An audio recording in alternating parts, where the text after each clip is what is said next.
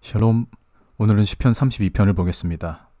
시편 32편은 예수님으로 인해 우리의 죄가 사해지고 구원받는 것에 대한 내용입니다. 이 시편의 제목은 다윗의 마스킬이라고 나옵니다. 히브리어 마스킬의 뜻은 정확히 알려져 있지 않지만 이 단어는 지혜롭게 하다, 깨닫다 등의 의미가 있는 그런 사칼과 연관된 것으로 봅니다. 그래서 이 시편은 이것을 읽는 사람들에게 지혜롭게 하고 깨달음을 주는 그런 교훈적인 시편이라고 보기도 합니다. 시편 32편의 1절과 2절은 전체적인 주제가 요약되어 있고 나머지 구절들이 구체적인 내용을 말하고 있습니다. 1절에 보시면은 허물의 사함을 받고 자신의 죄가 가려진 자는 복이 있다고 나옵니다. 히브리어로 가장 먼저 나오는 단어는 바로 뒤에 나오는 복이 있다. 이것이 히브리어로 아슈레라는 단어로 가장 많이 나옵니다. 이 아슈레에는 복이 있다 또는 어떤 학자들은 행복하다라고 그렇게 표현하기도 합니다. 이것은 시편 1편과 2편에서도 동일하게 나왔고 1편에 처음 나오는 구절 단어이기도 합니다. 그래서 1편에서는 복 있는 사람들은 바로 악인들, 죄인들, 오만한 자들의 길을 가지 않는 사람이라고 그렇게 말합니다. 이것은 죄를 짓지 않고 하나님의 말씀을 따르는 자들이 복을 받을 것을 말한 것입니다. 그러나 시편 32편에서는 자기가 행한 죄를 사함을 받는 자는 복이 있다고 말합니다. 바울은 의인은 하나도 없으며 모두가 죄를 짓는다고 말한 것처럼 죄를 짓지 않는 사람은 없습니다. 그러나 오직 그 죄에서 돌이켜 회개하고 죄사함을 받는 사람만이 다시 하나님의 복 가운데 거하게 되는 것입니다. 1절을 히브리어로 보면 하나님께서 우리의 죄를 어떻게 사하시는지 자세히 나와 있습니다. 먼저 앞에 나오는 허물을 사하다 라는 표현이 있는데요. 이것은 히브리어로 사하다는 나사라는 히브리어가 사용됩니다. 이 나사라는 히브리어는 어떤 뜻이 있냐면 들어올리다, 어디에 짐 같은 걸 지우다 라는 그런 뜻이 있습니다. 그래서 이 허물을 사한다 라는 것은 그 사람에게서 죄를 드러내시는 것을 말합니다. 둘째로 뒤에 죄가 가려지다 라는 그런 단어가 나옵니다. 여기서 가려지다는 히브리어로 카사입니다. 카사는 히브리어로 덮는다 라는 의미가 있습니다. 먼저 율법에 나오는 죄사함에 대해서 보면은 어떤 사람이 죄를 지은 경우에는 반드시 속죄를 위한 제물을 드려야 합니다. 그래서 레위기 16장 34절에는 이런 규례가 있는데요. 이는 너희가 지킬 영원한 규례라 하면서 이스라엘 자손의 모든 죄를 위하여 1년에 한 번씩 속죄할 것이니라 라고 이렇게 말씀하십니다. 이것은 바로 잘 아시는 대속죄일, 욤키푸르에 대한 그런 규례입니다. 그래서 이 레위기 16장은 이 속죄일에 어떤 제물을 어떻게 드림으로 이스라엘의 모든 죄를 속하는지에 대해서 자세히 나와 있습니다. 대속죄일에는 이스라엘의 죄를 속하기 위하여 순염소 2마리를 제물로 드립니다. 이 순염소 2마리는 모두 예수님을 상징합니다. 이 2마리 중에 한 마리의 순염소는 속죄 제물로 잡아서 그 피를 속죄소에 뿌립니다. 이것은 예수님의 보혈로 우리의 죄가 덮어지는 것을 상징합니다. 시편 32편 1편 후반에 보시면은 그 죄가 가려진 자라고 나오는데요. 이것이 바로 예수님의 보혈로 우리의 죄가 덮어지고 가려지는 것을 말합니다. 그런데 이 덮어지다라는 것은 또 다른 의미가 있는데 그것은 뒤에서 살펴보도록 하겠습니다. 다시 대속죄일의 레위기 16장에 나오는 대속죄일의 규례를 보면은 다른 한 마리의 염소는 아론이 2손으로 그 염소의 머리에 안수를 하고 이스라엘의 모든 죄를 고하면 그 죄가 그 염소에게 두어집니다. 그리고 나서 이 염소는 이스라엘의 모든 불의, 모든 죄를 지고 광야로 가게 됩니다. 유대인들의 전승에 의하면 이 염소는 광야에서 죽는 것으로 나옵니다. 이것은 예수님께서 우리의 모든 죄를 대신 짊어지고 가셔서 우리의 죄를 속하시는 것을 상징합니다. 여기서 바로 이 염소가 죄를 진다, 허물을 진다. 이것이 바로 히브리어로 나사입니다. 이 나사가 시편 32편 1절에 허물의 사함에서 사하다에 동일하게 사용된 히브리어입니다. 요한복음 1장 29절을 보시면은 세례 요한은 그래서 예수님이 세상 죄를 지고 가는 하나님의 어린 양이라고 말합니다. 주님이 바로 율법에서 대속죄일에 이스라엘의 모든 죄를 지고 가시는 염소로 예언된 그분이라는 것을 증언한 것입니다. 그래서 우리의 죄는 그냥 사라지는 것이 아니라 죄 없으신 예수님께서 우리의 모든 죄를 짊어지시고 십자가에서 우리가 받을 고난을 받으시고 자신의 목숨으로 우리의 생명을 대신하여 죽으심으로 이루어진 것입니다. 이렇게 예수님께서 십자가에서 고난 받으실 것이 바로 시편 32편 3, 4절에 예언되어 있습니다. 내가 입을 열지 아니할 때 신음함으로 내 뼈가 새하였도다. 이렇게 나오는데요. 내가 입을 열지 아니할 때, 이것에 대해서 사도행전 8장 32절을 보시면 빌립은 이사야서를 예언해서 이렇게 말합니다. 그가 도살자에게로 가는 양과 같이 끌려갔고 털가랑자 앞에 있는 어린 양이 조용함과 같이 그의 입을 열지 아니하였도다. 그래서 이것은 바로 예수님을 상징하는 것입니다. 시편 32편 4절에 주의 손이 주야로 나를 누르시오니, 주의 손이 나를 누른다라는 것은 성경에서 하나님의 심판을 의미하는 관용적 표현입니다. 예수님은 우리의 죄를 속하시기 위해서 이 3절과 4절에 나오는 이런 고난과 심판을 받으신 것입니다. 그래서 우리는 시편 32편 5절에 나온 것처럼 하나님께 우리의 허물과 죄를 숨기지 않고 하나님께 자복하고 아뢰면 하나님이 우리의 죄악을 사하십니다. 이것은 히브리서 10장 10절을 보시면은 예수님께서 자기의 몸을 단번에 들이심으로 우리가 죄사함, 거룩함을 얻게 되었습니다. 그리고 또한 18절을 보시면은 그래서 다시 죄를 위하여 제사 드릴 것이 없습니다. 예수님께서 흠없는 속죄 제물로서 우리 모두의 죄를 위하여 한 번에 온전한 제사를 드리신 것입니다.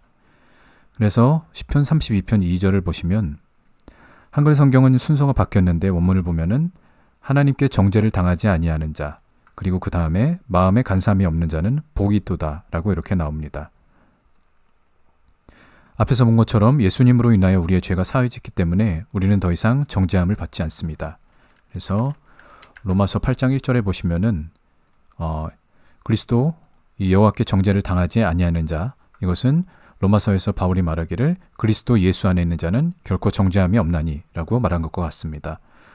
시편 32편에서 이 간사함이라는 것은 히브리어로 레미아라고 하는데 지난 시간에 시편 17편에서 배운 미르마와 같은 어근을 가지고 있습니다. 그래서 이것은 거짓과 속임을 의미합니다. 우리가 죄를 회개하고 예수님의 십자가 죽으심으로 그 죄가 속죄함을 받았는데 다시 죄를 행하면 그것은 거짓말이고 하나님을 속이는 간사한 마음이 되는 것입니다.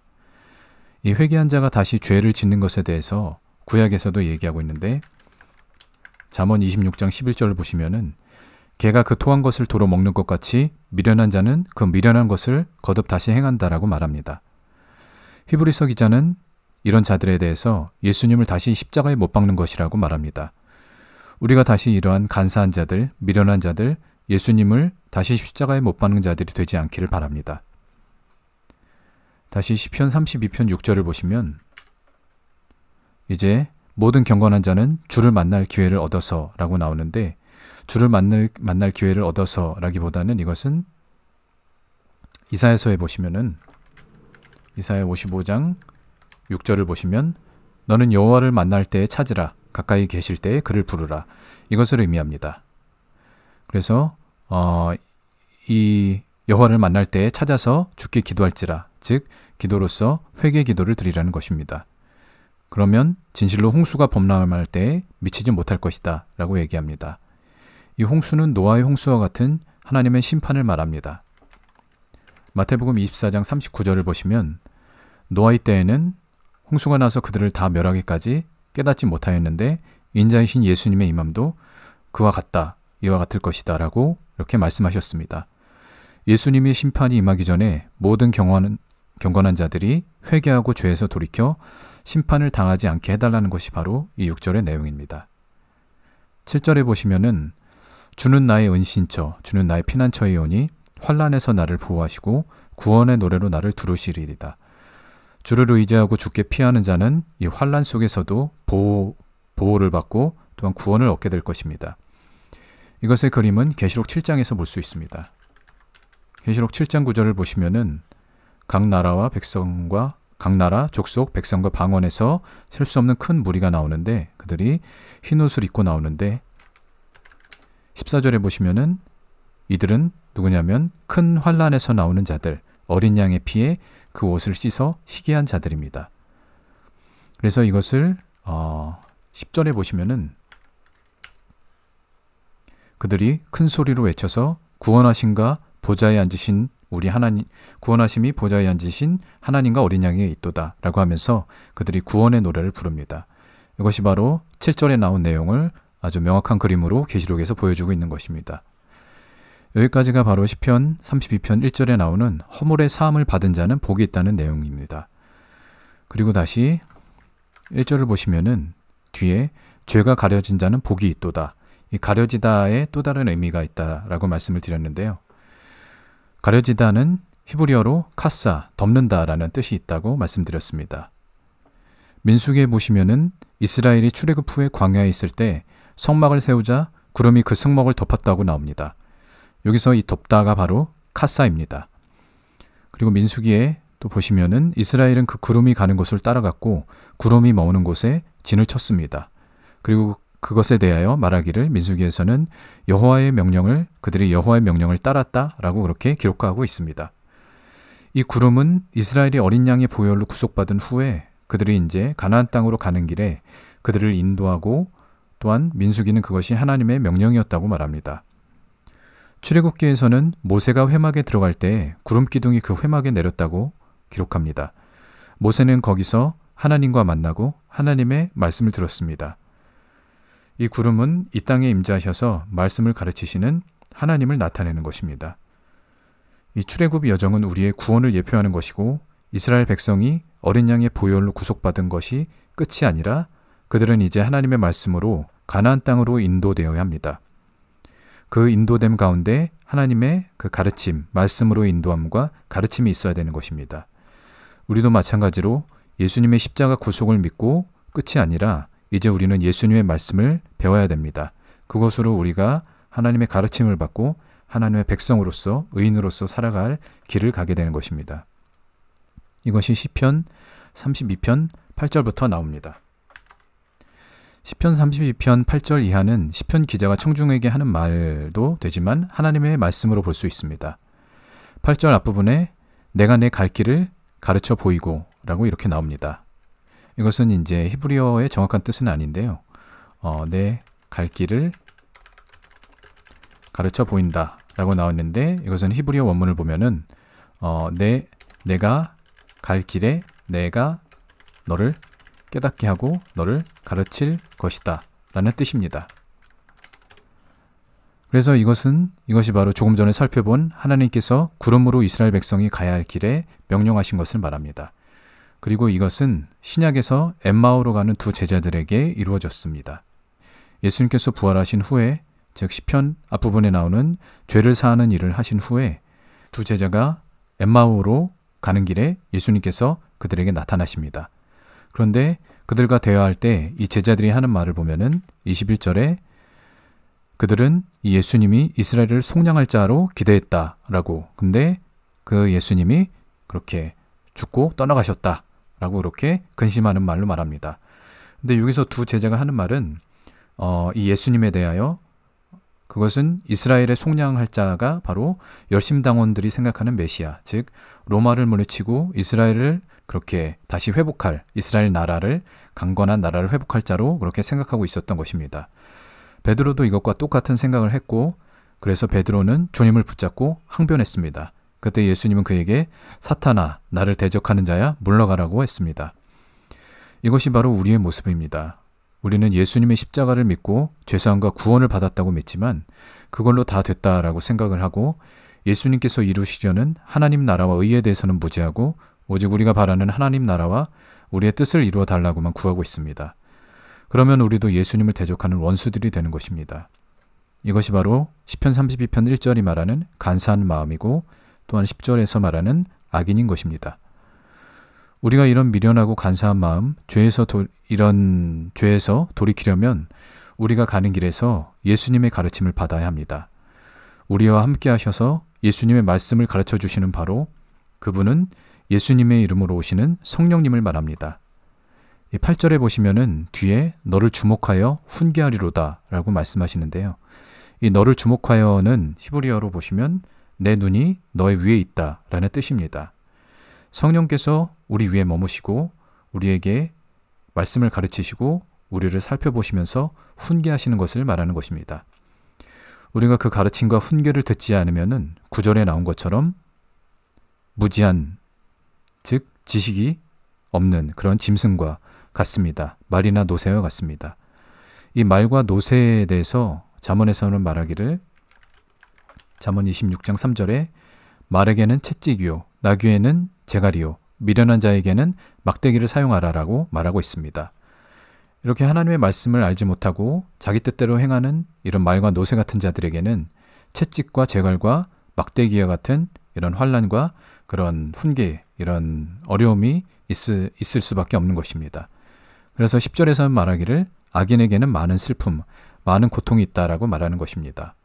그러나 하나님을, 이 여호와를 신뢰하는 자, 하나님만을 신뢰하고 그분의 말씀을 듣고 행하는 자들은 인자하심, 하나님의 헤세드가 그를 두르게 되는 것입니다. 그리고 11절에 나온 것처럼 그런 의인들은 하나님을 기뻐하고 즐거워하는 것입니다. 그렇게 마음에 간사함이 없고 오직 그 말씀대로 돌이켜 행하는 그런 훈계를 받고 행하는 자들이 바로 정직한 자들입니다. 그래서 이런 이 시편 32편은 바로 하나님께서 우리를 예수님을 통해서 구원하신 것뿐만 아니라 또한 우리가 그 구원받은 자들이 이런 하나님의 말씀의 가르침과 훈계를 통해서 우리가 이제 가야 할 그 길에서 온전히 의인으로서 악인의 길이나 그런 사람들의 그런 길이 아니라 의인으로서 가야 할 길들을 가르쳐주고 있습니다. 그래서 우리가 오늘 이 배운 말씀을 통해서 예수님께서 우리의 죄를 사하신 것, 그리고 우리가 주님이 인도하시는 길에서 그 가르침과 훈계를 받아서 하늘의 의인들의 모임에 드는 그런 복 있는 자들이 되시기를 기원합니다. 오늘 강의는 여기까지입니다. 감사합니다.